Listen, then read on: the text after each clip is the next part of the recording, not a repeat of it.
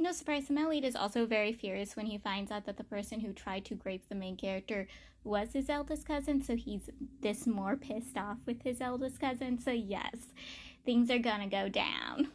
No surprise that these two decide to do the devil's tango before they have an actual little conversation about the issues and problems of their relationship. And after they do the devil's tango, the main character tries to run away. He ends up on the balcony, everybody else somehow downstairs looking up at him. And he's like, oh, I need to run away again, because again, he runs away instead of talking about his issues because he wants to run away with his brother, and off they go. And the male lead's like, no, please don't run away. He publicly announces in front of everybody there that he loves the main character. He wants to be with the main character. Like, full on dramatic about it. Like, he is begging, he is groveling. Like, this is what I needed. I just a little more groveling on his part. But, like, this is what I needed when I said back in book 2, when they were in the forest running for their lives. I need more groveling, and he's giving that groveling right here and right now. Just a little more of it. But really, really gets it going is when his dad shows up right in front of everyone, goes, I am okay with your guys' relationship. Yes, at first I was a little disappointed my son was gay, that 2 of my sons were gay, but honestly, I support you guys. I support this relationship if it was you, honey, that if he wants to be with you, I'm taking you as my son-in-law. I'm taking you into the family. You do not need to be my son's bodyguard anymore. I'll financially support you. I'll take care of you. Like, just be with my son finally. Like, I am done with your guys' drama. And if my son ever does anything to hurt you again, honey, just come to me and I'll beat the living daylights out of you. Like, Daddy's literally stating that he would take the main character's side, which honestly was making me ship the main character with the male lead's dad. Like, the way he was talking publicly to the main character was making me ship it. I don't know why. You guys can call me sick for it, but like, I thought the main character just needed to dump the male lead and go for the male lead's dad. Like, the male lead's dad has always been kind of supporting every time he shows up. Like, from TikToks and fanfics, I know supposedly I should not trust the dad, but somehow I'm trusting him. Maybe it's because so many dames that I've read on web novels, the MC always leaves their ex for the male lead who is the ex's dad. Like, come on. Like, I was kind of shipping it in the scene. But yes, the two finally gets together and the main character's still doing the whole, I forgive you, but you need to work for it. You need to grovel for it. And the male lead's so willing to grovel for it. It is hilarious. Since it's known that the male lead's ex-head bodyguard is the spy, the one working for the eldest cousin for the minor clan, he is brought in front of the male lead and his dad. And he's trying to plead his case. He's trying to state that he's innocent, that he didn't do it. He shows his contempt and fury towards the main character. He shows his feelings towards the male lead. Like, he is acting like he is a villain in a soap opera. Like, he is showing all his true colors right in front of the male lead and his dad. It even brought up when he tried raping the male lead, when the male lead was under the influence of alcohol and he thought his ex-head bodyguard was the main character, which gets the dude beaten by the main character because the main character was so furious they had to pull the main character off the dude and the main character was sent away.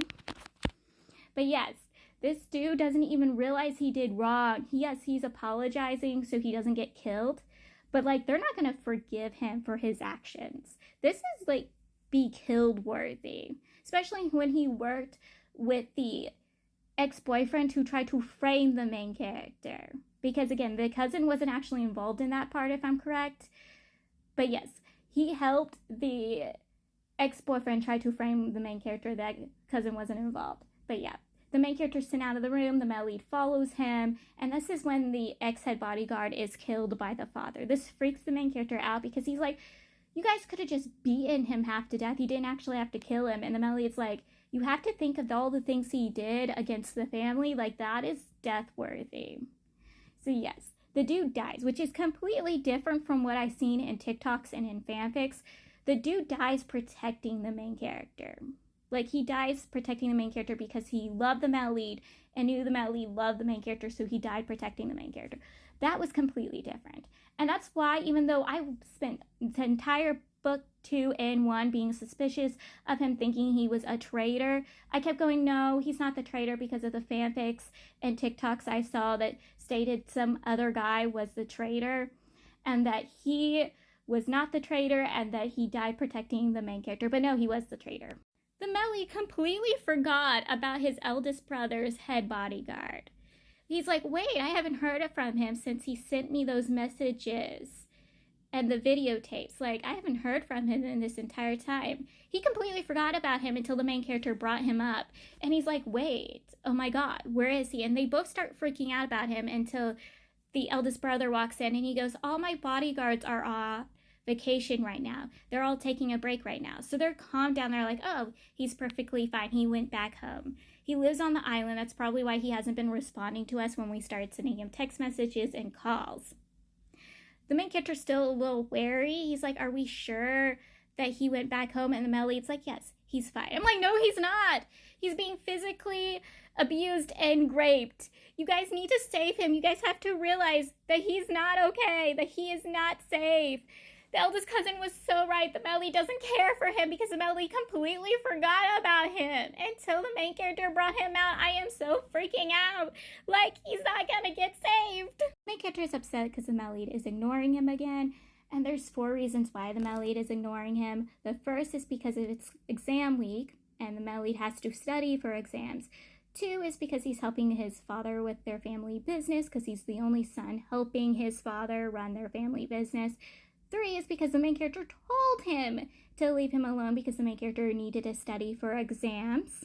Because again, the main character's failing his exams and he blames the male lead for that because the male lead is distracting him, even though throughout book 1 and 2 we found out the main character's repeatedly failing college.